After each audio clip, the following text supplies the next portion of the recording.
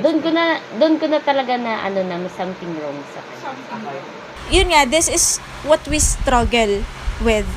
Na hindi siya basta-basta, alam mo yun, may mga tao kasing it's easy to give remarks na, ay ganito, ay ganyan.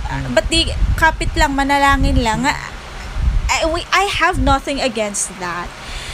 What I'm just saying is, it doesn't really help eh. Yung parang, mas nakakatulong pa if you just keep quiet, or if you have close people around you na may ganon, just listen to them.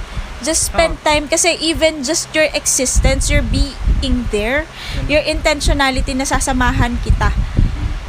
No questions asked, hindi ako magtatanong, hindi ako mangungulit. I will respect your need for space, or yung kung ano man yung i-request nila na alam mong needed para, alam mo yon, maging okay yung relationship. Ano na lang, ibigay na lang muna. Kasi, mahirap. Hindi mo siya, basta sa, yung meron pang sinabi sa akin nun, yung parents ko, na hindi naman kasi sila pa aware. Sabi niya, hindi mo ba kayang pigilan? Hindi mo ba kayang labanan? Yung biglang may burst of anger, kasi pag minsan yung out of frustration, bigla na lang, pag may nasabi silang triggering sa akin, tumataas yung boses ko. Bakit hindi mo pigilan? Try mong pigilan. Sabi ko,